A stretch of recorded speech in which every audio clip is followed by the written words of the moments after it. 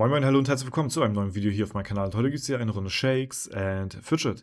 Die Listen für die Auswertung des letzten Jahres stehen zur Verfügung. Dein Nachbar hat sich wieder rangesetzt, ja, also der Spieler. Dein Nachbar erstellt jedes Mal zum Anfang des neuen Jahres eine Liste über das vergangene Jahr, wer dort die stärksten Spieler gewesen sind, wer am meisten Level gemacht hat, wer am meisten Base Stats gemacht hat, wer die höchsten, ja, keine Ahnung, Gems im Durchschnitt hat, alles Mögliche. Auf jeden Fall gehen wir heute dort alles im Detail durch. Vielen lieben Dank und schöne Grüße auch an deinen Nachbar, der sich hier mal wieder bereit erklärt hat, ja, das Ganze hier für uns zur Verfügung zu stellen. Und wie gesagt, das Ganze ist sortiert nach gewissen Kategorien. Und wir fangen hier jetzt mal an mit der ersten Kategorie.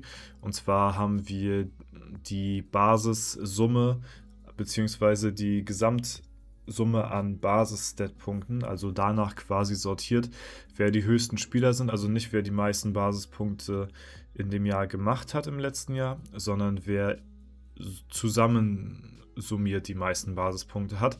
Sieht man auch immer hier an diesem kleinen Pfeil, der hier oben umgestellt ist. Da sieht man dann, ja, in welcher Kategorie wir uns hier befinden. Und da sehen wir, dass Strider nach wie vor die Nase vorne hat, was die höchsten Basispunkte angeht, gefolgt von Scythe, Nachteule und dann kommt auch schon dein Nachbar.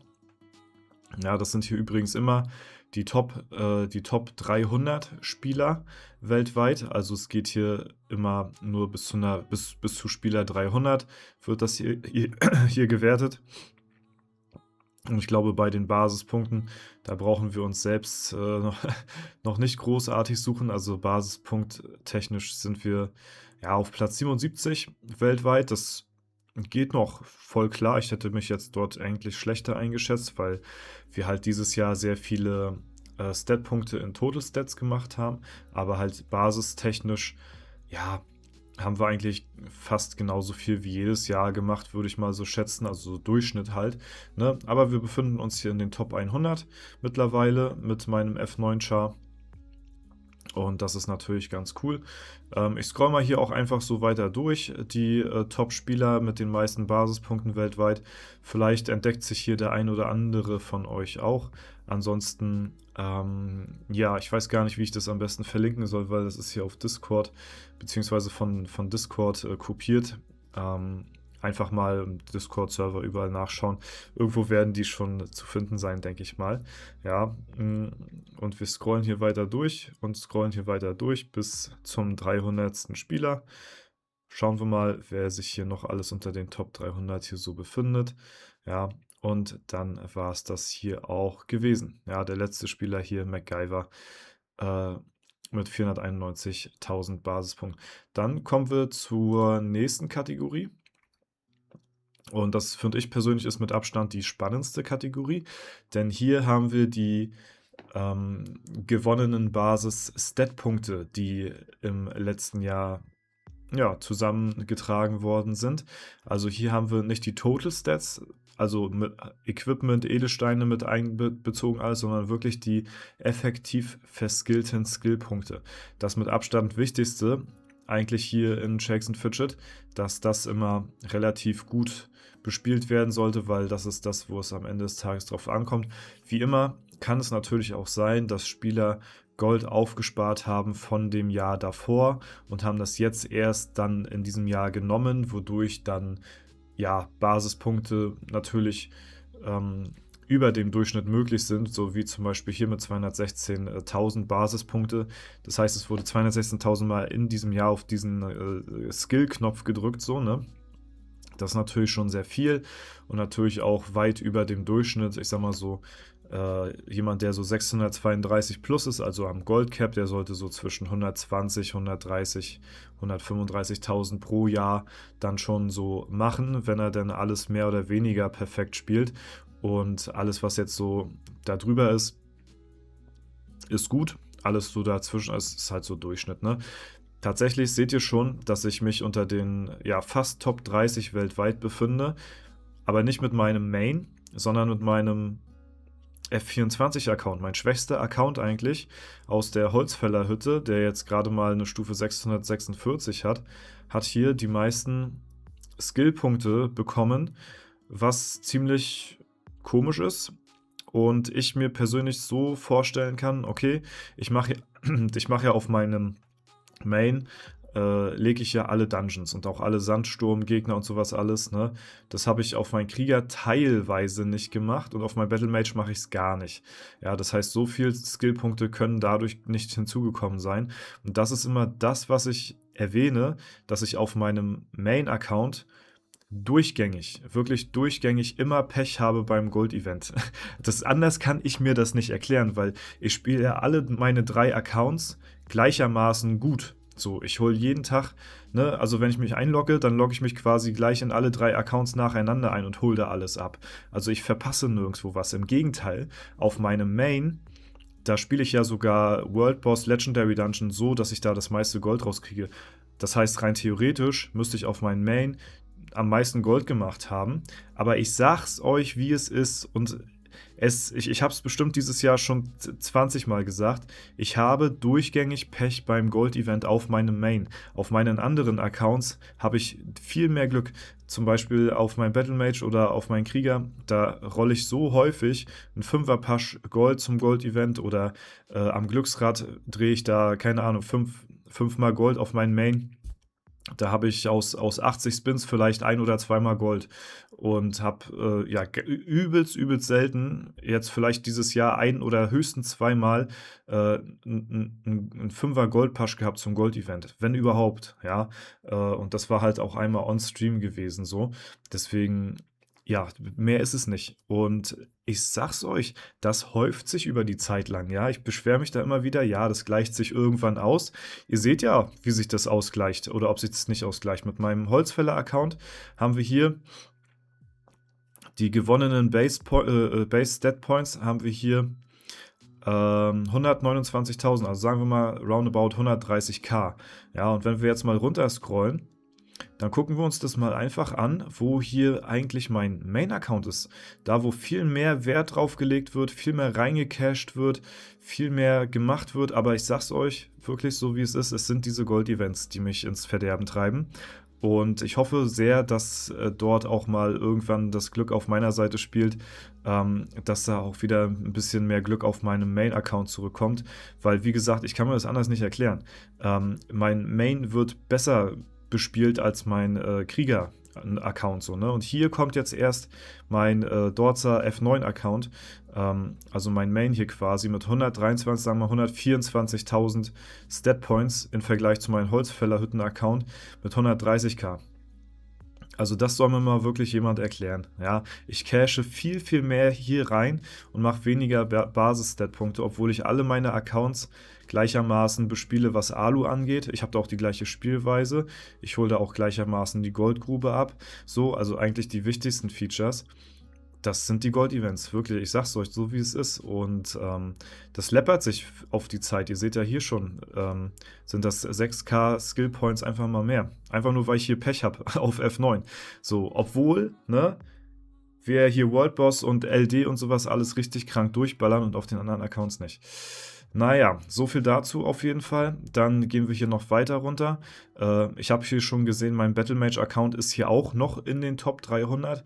Allerdings haben wir auf den halt gar nichts gemacht, was so Dungeons angeht. Neue Dungeons, Sandsturm, haben wir alles ausgelassen. Dort mache ich halt ein bisschen Dungeon-Pause mäßig so. Dementsprechend habe ich hier auch am wenigsten Skill Points gemacht. Und ja, wenn wir hier mal schauen, wo befinden wir uns hier mit dem Battlemage, der ist hier auf ja, 294 knapp noch drin mit 121k, also auch noch im Average-Bereich so, aber ein bisschen niedriger halt eben. Ihr seht auch, der Abstand ist hier nicht mehr sehr groß zwischen den einzelnen Spielern, aber das fand ich nur sehr bemerkenswert auf jeden Fall auf meinem Main-Account im Vergleich zu meinem ja, leveltechnisch und auch stat-technisch schwächsten Account. So, als nächstes haben wir hier die Kategorie Total Stats. Also wer hat die höchsten Total Stats in Summe? Nicht Gain, also nicht verdient in diesem Jahr, sondern in Summe zusammensummiert, wer hat hier die meisten Total Stats. Da sind wir auch mit Strider hier ganz vorne mit dabei, Nachteule, Scythe, ja, und wenn wir hier mal runtergehen, mal gucken, wo wir uns dort befinden. Hier habe ich tatsächlich noch nicht nachgeschaut, auf welchem Platz wir uns befinden.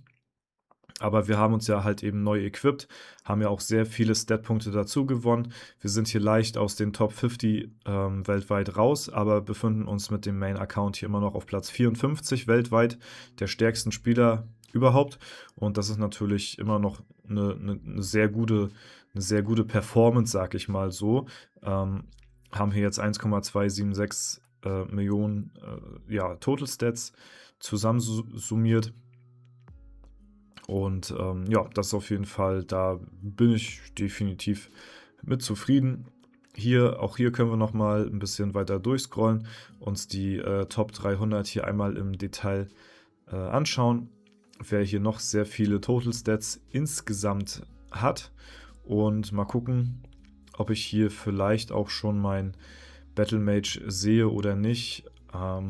Wie gesagt, ich glaube, ich sehe hier von den anderen 2 Accounts keinen, weil ich dort halt einen anderen Playstyle habe, was das Equipment anbelangt. Dort equippe ich mich halt erst neu mit Clo Aura Stufe 400. Dann werden wir auch wahrscheinlich höher dastehen. Solange werden die Accounts nicht weiter oben mitspielen, weil die halt das Toiletten-Update nicht mitgenommen haben und dort halt eben dementsprechend hunderttausende Stat-Punkte verloren gehen. Aber das macht im Prinzip gar nichts, weil sie nicht verloren sind, sondern einfach nur aufgeschoben. Weil wir können uns die ja jederzeit holen und das ist halt eben das, worauf ich warte. Warum soll ich mir die jetzt holen, wenn ich mir die ab Aura 400 nochmal holen soll? So, ne? Auf meinen Main habe ich es gemacht, auf den anderen 2 halt eben nicht.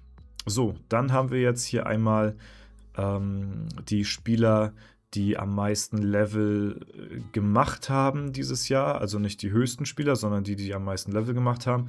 Da haben wir hier einmal Jures mit 143 Level und das ist halt die XP hier daneben, wie viel XP halt verdient worden ist in diesem Jahr. Hier sehen wir dann eher die XP-Spieler, sag ich mal, beziehungsweise halt auch die Leute wahrscheinlich, die halt eben Dungeon-Pause aufgelöst haben. Also hier haben wir nicht, es muss nicht unbedingt sein, dass wir hier XP-Spieler sehen, sondern einfach nur Leute, die sich sehr viele Dungeons aufbewahrt haben und dementsprechend ihre DP aufgelöst haben und damit halt eben auch sich sehr viel Erfahrung verdient haben in diesem Jahr. Da kommen wir auch im Leben nicht ran an diese Levelanzahl. Also das heißt, hier werden wir mit unseren 3 Accounts auch nicht drinne stehen, weil wir im Schnitt vielleicht auf unseren Mains, keine Ahnung, vielleicht so 40 Level oder sowas pro Jahr pushen. Und hier seht ihr schon, wir sind fast auf 300, auf Platz 300 und hier sind immer noch Leute dabei, die hier über 100 plus Level in einem Jahr gemacht haben. Also das sind DP-Auflöser hier größtenteils, ja. Dann kommen wir hier zur nächsten Kategorie und das ist die Power. Ich weiß bis heute nicht hundertprozentig, wie sich die Power zusammensetzt. Ich denke mal einfach aus dem aktuellen Equipment, wie aktuell ist deine Waffe, dein Equip, deine Stat Points, deine Steine, deine Basispunkte. Ich denke mal, das ist eine Mischung aus allem und das widerspiegelt quasi die stärksten Spieler sozusagen. Ja, also nach diesen Power-Kategorie hier. Und hiernach würde zum Beispiel, was auch ganz interessant ist, Strider nicht auf der 1 sein, sondern auf der 3. Was halt, wie gesagt, sehr interessant ist, obwohl er halt eben bei den Stat Points weit auf der 1 gewesen ist und hier nach Power sortiert halt eben nur, in Anführungszeichen, auf Platz 3. Also hier geht es dann quasi danach, wer die stärksten Spieler so sind. Ne? Also ja, das nur mal kurz so zu der Kategorie. Aber auch hier, wie gesagt, weiß ich nicht hundertprozentig, wie hier diese Berechnung aussieht. Hiernach wären wir dann auf Platz 70 weltweit. Ja, also bei den Total Stats waren wir so um die 50. Hier wären wir dann danach 20 Plätze nochmal abgesackt. Ja, weil das halt eben unter eine andere Berechnung fällt. Ja, aber wie gesagt, da kann ich euch nicht hundertprozentig sagen, wie hier die Berechnung dahinter aussieht. Ich denke mal, es ist einfach eine Mischung aus allem so, ne? Und auch hier gehen wir nochmal kurz die 300 durch. Vielleicht entdeckt sich ja auch der ein oder andere von euch hier. Sei euch da an der Stelle natürlich auch gegönnt. So, dann kommen wir jetzt zur vorletzten Kategorie und dann das ist hier das sind hier die höchsten Level weltweit einfach nur. Ja, die Rangliste, die kennen wir ja auch. Die Rangliste, die habt ihr auch selbst alle zur Verfügung. Das ist die Rangliste, die auch im Webshop ja, einsehbar ist. Und da kann man halt eben auch im Webshop, da kannst du halt eben nach Level sortieren oder nach Total Stats. Und hier bei der Liste hier geht das halt alles nochmal ein bisschen mehr ins Detail. Aber diese Kategorie mit den Leveln, die haben wir halt eben auch im Webshop. Deswegen gehe ich mal einfach hier ein bisschen schneller durch. Hier sind wir mit unserem Main auf 219. Ja, leveltechnisch, aber Level sind mir eigentlich relativ egal, muss ich sagen. Und ja, das nur noch mal kurz so zu der Rangliste. Und die letzte Kategorie, die wir haben, sind die Top 300 Spieler mit den besten Steinen. Ja, das haben wir hier einmal. Also der Durchschnitt der Gems, also wie hoch hier die Gems sind sozusagen und im Durchschnitt. Und da bin ich auch sehr gespannt. Da waren wir vor nicht allzu langer Zeit relativ weit abgeschlagen. Ich habe jetzt aber auf meinem Main auch ein paar Steine ausgetauscht, sodass wir, glaube ich, jetzt innerhalb der Top 300 hier sein sollten. Ich glaube, die letzten Male waren wir hier gar nicht drin, weil ich auf die Steine, ja, ich habe auf die Steine echt nicht so extrem viel Wert gelegt, dass die immer top aktuell sind. Nebenbei equippe ich ja auch meine Begleiter ein bisschen mit Steinen aus, sodass wir hier jetzt nicht ganz auf dem neuesten Stand sind. Und es richtet sich halt auch immer noch so ein bisschen nach dem Level, was noch dazu kommt. Das heißt, umso höheres Level du hast, desto höhere Steine findest du halt eben auch. Und ja, darauf kommt es halt eben auch so ein bisschen an. Und da gibt es halt eben Spieler, die deutlich höher sind als ich mit ihrem Account und da halt eben mehr Wert drauf legen, aktuelle Steine zu haben. So, wir können allerdings auch schon Steine finden, die so 2550 oder sowas teilweise sind. Das haben wir auch gehabt. Wenn jetzt alle Steine diesen Wert hätten, dann wären wir jetzt hier ja auch irgendwo ganz weit oben hier. Ne? Wenn wir jetzt nur solche Steine hätten, dann wären wir hier irgendwo in dem Bereich so. Ne? Aber dadurch, dass ich da jetzt nicht so extrem viel Wert drauf lege, sind wir da jetzt halt eben auch weit abgesagt. 2504 haben wir hier im Durchschnitt und sind hier knapp in den Top 300 drinne. Ja, aber auch da handelt es sich halt eben auch nur um ein paar Stat-Points. Aber man sieht hier, wir haben ein paar Plätze plus gemacht. 134, haben uns da ein bisschen hochgearbeitet. Ja, genau. Aber ansonsten 2577 hier teilweise habe ich Steine. Wenn wir jetzt hier überall diese Steine hätten, dann wären wir natürlich dementsprechend auch ein bisschen weiter höher, aber ich sage ganz ehrlich, die Rangliste, ja, ob man die jetzt, also ich weiß nicht, wer jetzt da drauf geht, gut, kann man natürlich machen, wenn man irgendwo weit oben mit sein will. So, wenn wir jetzt drauf gehen würden, wären wir wahrscheinlich auch so hier in diesem Top 60, Top 70 Bereich irgendwo, ne? Aber muss jetzt nicht unbedingt sein. Okay, Freunde, das ist soweit die Statistik vom letzten Jahr gewesen. Vielleicht hat sich der ein oder andere von euch dort wiederentdeckt. Vielleicht hat es auch den einen oder anderen interessiert. Mich interessiert sowas auf jeden Fall immer sehr, so eine Details halt eben auch zu erhalten.